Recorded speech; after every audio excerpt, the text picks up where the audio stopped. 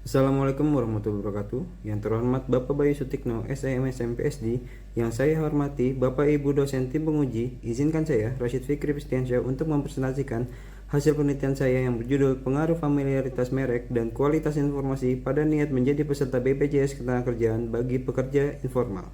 Latar belakang dari penelitian ini adalah sesuai dengan undang-undang yang berlaku, program jaminan sosial ketenagakerjaan wajib diikuti oleh pekerja formal maupun pekerja informal di seluruh Indonesia.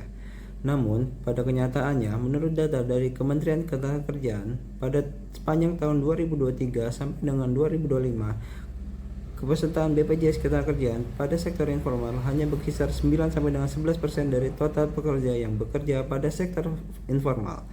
Hal tersebut juga didukung oleh hasil prasurvei kepada 20 responden, di mana hanya 7 responden yang sudah terdaftar kepesertaan BPJS Ketenagakerjaan.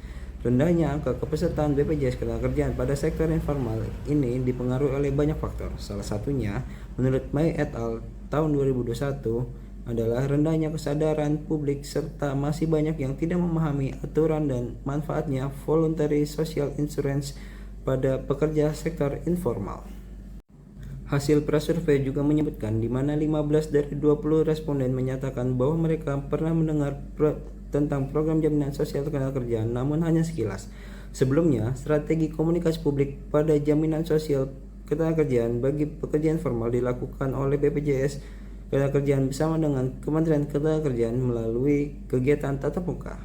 Namun, terdapat Instruksi Presiden Nomor 1 Tahun 2025 mengenai pelaksanaan efisiensi pada belanja APBN dan APBD, sehingga penyebaran informasi dan komunikasi publik tidak bisa dilakukan secara tatap muka.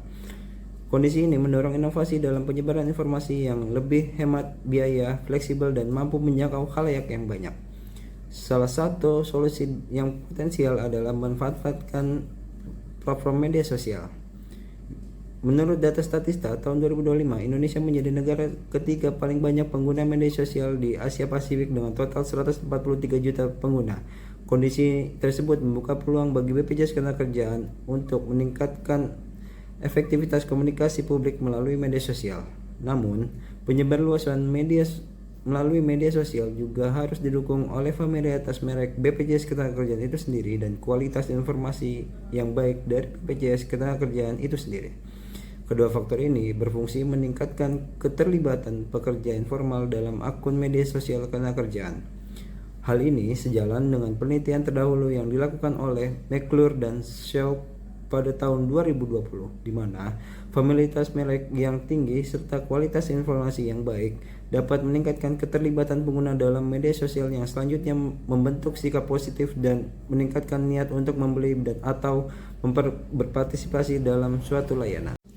Rumusan masalah: rendahnya tingkat kepesertaan pekerja informal pada program BPJS Ketenagakerjaan meskipun program tersebut telah diwajibkan secara peraturan perundang-undangan yang berlaku, sehingga pemanfaatan media sosial juga menjadi salah satu solusi potensial. Namun, perlu diteliti peran media sosial sebagai kanal komunikasi publik dalam meningkatkan kepesertaan pekerja informal, di mana menurut Fu tahun 2025 sebagian besar penelitian terdahulu masih menitik beratkan pada faktor ekonomi seperti keterjangkauan iuran, intensif pemerintah, dan juga tingkat kontrol perilaku yang dirasakan atau perceived behavior control. Kemudian, penelitian ini bertujuan untuk yang pertama, menguji pengaruh positif familiaritas merek pada keterlibatan pekerja informal di media sosial BPJS Ketenagakerjaan. Yang kedua, menguji pengaruh positif kualitas informasi pada keterlibatan pekerja informal di media sosial BPJS Ketenagakerjaan. Yang ketiga, menguji pengaruh positif keterlibatan di media sosial BPJS Ketenagakerjaan pada sikap pekerja informal terhadap media sosial BPJS Ketenagakerjaan. Yang keempat, menguji pengaruh positif keterlibatan di media sosial BPJS Ketenagakerjaan pada niat pekerja informal menjadi peserta BPJS Ketenagakerjaan. Yang kelima, menguji pengaruh positif sikap pekerja informal terhadap media sosial BPJS Ketenagakerjaan pada niat pekerja informal menjadi peserta BPJS Ketenagakerjaan. Yang keenam, menguji peran sikap pekerja informal terhadap media sosial BPJS Ketenagakerjaan pada hubungan antara keterlibatan di media sosial BPJS Ketenagakerjaan dan niat pekerja informal menjadi peserta BPJS Ketenagakerjaan. Selanjutnya, manfaat dari penelitian ini yang diharapkan adalah untuk sisi akademis dapat memperkaya literasi tentang faktor non-ekonomi dalam partisipasi jaminan sosial yang selama ini lebih banyak menekankan aspek ekonomi dan struktural. Untuk sisi praktis, diharapkan penelitian ini dapat memberikan masukan implementatif bagi BPJS Ketenagakerjaan dan Kementerian Ketenagakerjaan dalam merumuskan kebijakan dalam membentuk strategi komunikasi publik yang lebih inovatif dan meningkatkan kepesertaan pekerja informal. Penelitian ini memiliki dua landasan teori. Yang pertama adalah Associative Network Theories of Memory dari Collins dan Williams tahun 1969. Associative Network Theories of Memory menjelaskan bahwa pengetahuan dalam memori manusia tersimpan dalam bentuk jaringan asosiasi atau associative networks yang terdiri dari simpul-simpul atau nodes dan hubungan antar simpul atau links. Ketika individu sering berinteraksi dengan konten yang berkualitas dari suatu lembaga, jaringan asosiasi dalam memori mereka menjadi semakin kaya dan terstruktur. Tidak hanya meningkatkan kemampuan individu untuk mengenali dan familiar terhadap lembaga, tetapi juga mendorong keterlibatan atau involvement yang lebih dalam terhadap pesan yang disampaikan. Landasan teori yang kedua adalah teori Ration Action yang diperluas oleh Fishbein dan Ajazen pada tahun 1975. Teori Ration Action atau TRA membahas di mana niat perilaku adalah determinan utama dari perilaku individu itu sendiri. Niat muncul sebagai fungsi dari dua faktor kognitif, yaitu sikap terhadap perilaku dan norma subjektif. TRA merupakan konseptual yang kuat untuk menjelaskan di mana faktor psikologis dan juga sosial saling berinteraksi dalam membentuk proses pengambilan keputusan individu. Dalam konteks penelitian, keterlibatan seseorang akan membentuk sikap positif yang pada akhirnya meningkatkan niat individu untuk melakukan suatu hal seperti membeli atau mengikuti program pemerintah. Model penelitian ini mengacu pada jurnal yang dipublikasikan oleh Claire McClure dan Yoo Kyung-seok pada tahun 2020. Selanjutnya, desain penelitian. Penelitian menggunakan pendekatan metode kuantitatif, yaitu pendekatan yang berorientasi pada pengumpulan data numerik untuk menggambarkan fenomena secara objektif dan terukur. Jenis penelitian yang diterapkan adalah causal explanatory research, yaitu penelitian yang dirancang untuk mengidentifikasi dan menjelaskan bagaimana variabel independen dapat menjelaskan perubahan atau memengaruhi variabel dependennya. Kemudian, metode pengumpulan data. Penelitian ini memanfaatkan data primer yang dikumpulkan melalui survei yang disebarkan melalui metode online menggunakan platform Google Form. Pengambilan sampel menggunakan metode non-probability sampling dengan jenis purposive sampling, yaitu metode pengumpulan sampel yang dilakukan sesuai dengan pertimbangan dan tujuan tertentu. Populasi yang ditetapkan pada penelitian ini merupakan seluruh pekerja informal yang ada di Indonesia. Pertimbangan sampel yang dipilih adalah yang pertama, pekerja informal, yang kedua, aktif menggunakan media sosial dalam waktu 3 bulan terakhir, yang terakhir adalah belum menjadi peserta BPJS Ketenagakerjaan. Penelitian menggunakan 30 indikator pertanyaan, maka penelitian ini membutuhkan jumlah responden minimal sekitar 150 orang. Kemudian pengujian instrumen pada penelitian ini adalah yang pertama melakukan uji validitas yang bertujuan untuk memastikan setiap item pernyataan dalam kuesioner dapat merepresentasikan konsep atau konstruk yang hendak diukur. Suatu konstruk dinyatakan memenuhi validitas konvergen apabila memiliki nilai outer loading di atas 0,7 dan average variance extracted atau FV lebih dari 0,5.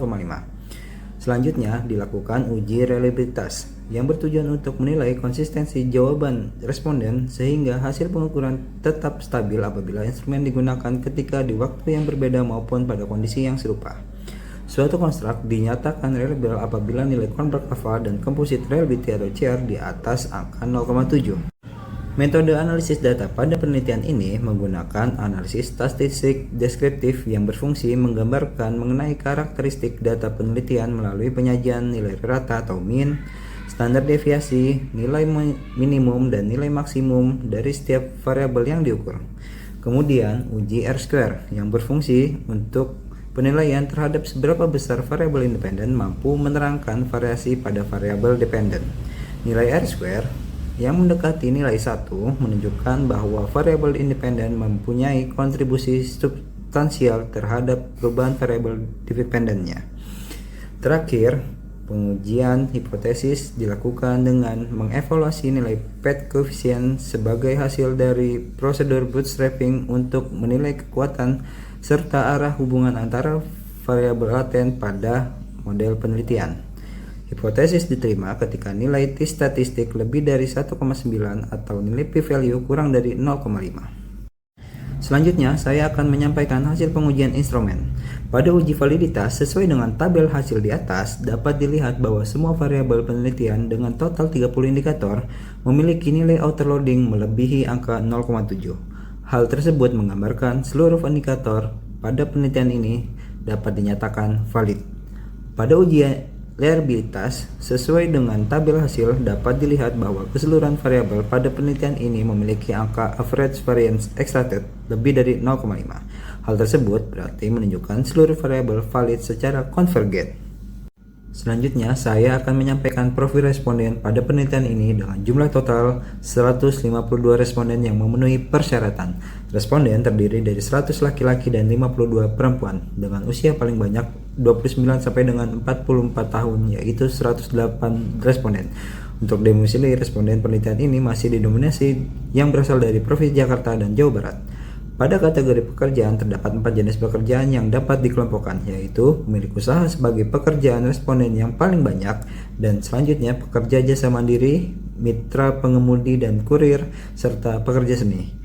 Untuk analisis statistik deskriptif, pada penelitian ini menghasilkan nilai rata-rata tertinggi terdapat pada variabel sikap terhadap akun media sosial, yaitu 3,932 dengan standar deviasi senilai 0,690. Hal dimaksud menggambarkan bahwa responden memiliki sikap positif terhadap akun media sosial BPJS Ketenagakerjaan. Nilai rata-rata terendah terdapat pada variabel keterlibatan di akun media sosial, yaitu 3,679 dengan deviasi standar sebesar 0,804. Hal tersebut menggambarkan bahwa keterlibatan responden dalam media sosial BPJS Ketenagakerjaan sangatlah beragam. Selanjutnya, dapat kita lihat hasil dari nilai R-square dan R-square adjusted pada penelitian ini. Dapat dilihat bahwa nilai R-square pada penelitian ini seluruhnya mendekati angka 1, dan nilai R-square adjusted pada ketiga variabel menunjukkan hasil yang konsisten, dengan selisih yang sangat kecil dari nilai R-square-nya. Hal tersebut dapat diartikan model memiliki stabilitas yang baik dalam menjelaskan hubungan antar variabel.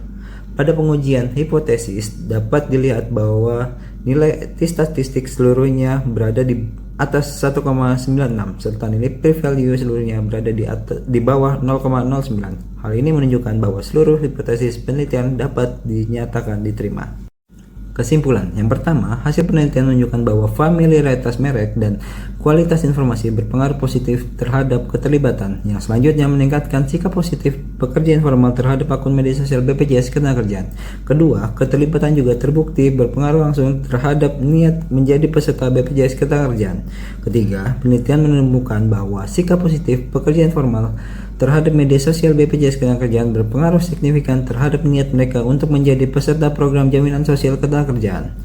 Keempat, sikap juga terbukti berperan sebagai variabel mediasi antara keterlibatan dan niat perilaku. Hal ini menunjukkan bahwa pengaruh keterlibatan digital terhadap niat partisipasi terjadi melalui pembentukan persepsi positif terlebih dahulu. Terakhir, komunikasi publik berbasis media sosial merupakan strategi yang efektif untuk meningkatkan keterlibatan, membangun sikap positif, dan mendorong niat pekerja informal untuk berpartisipasi sebagai atau dalam program BPJS Ketenagakerjaan.